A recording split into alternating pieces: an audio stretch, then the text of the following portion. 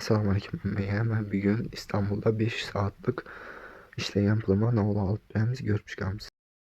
Arabamı aldım ben içine doğru giriyatırdım. Girişte şu yer var. Bir de kerçkepiyaz meyveler sataladı. Kerçkepiyaz alacakman. 29 TL'den kerçkepiyazımı dolduruşa düştüm. İçine doğru girdim. 2 tane kek aldım. Kim dur dedim.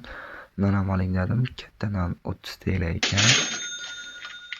Paketini alımdan salıverdim. Üzür koluma paket giyiş yanımdan çıkıptı. Bir şok paket. Eleştirme etmişler.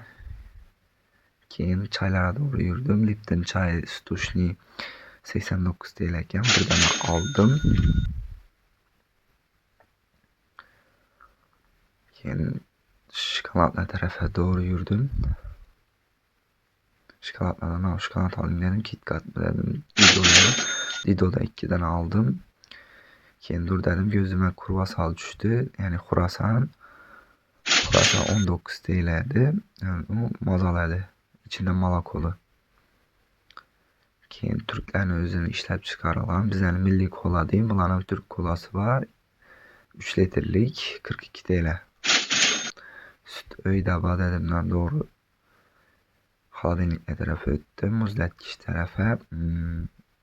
Bir de en gerekli narsalar var. Azanda çay bilen içmeke krem peynir aldım. 79 TL. Mazalı narsa. Keyin simitin içine salıp bidon sirva şunun 34 TL.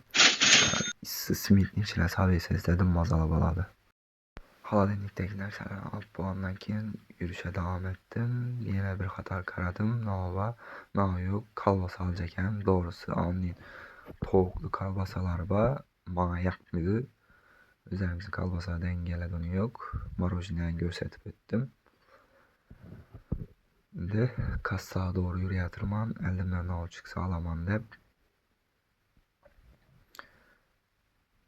Şu elimizde duran demir işinin cavallar buladı. Kuşların içinde indirimli nerseler buladı. Skikkiye düşken. Dur dedim. Birden alan nersem var dedim. Ben toxtadım ben. Clearva şampun komadı. 149 150 TL. Yani 51 ming som boladı. Bizene falan. Bilgenlerim pulma etiketeme. Keyin saunam alış gerekedi. Saun karadım. Yürüdüm. Palmanit tapındık ben. Bir yerlerden taptım. 69 yine sikikten düşüptü. Onu aldım. Keyin yana ne o gerek dedim.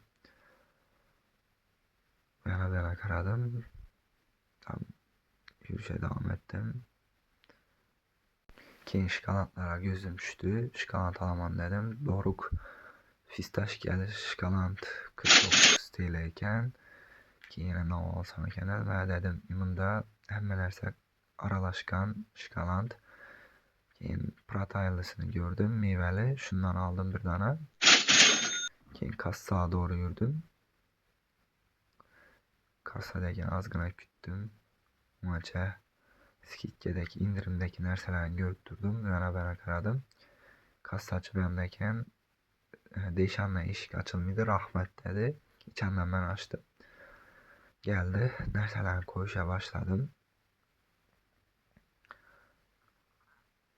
Hamma narsani o'tirtirdi. Ashidan pulni ko'rsa bo'ladi. Necha so'mligini. O'tirdi. 2 tane paket bering dedim. Berdi. Qiz so'radi. Nog'a vlog olasiz dedi. Instagram bilan YouTube'a dedim. Narsalarimni joylashtirdim. Uya ravon bo'ldi. Qolgan narsalar hammasi 750 TL bo'ldi.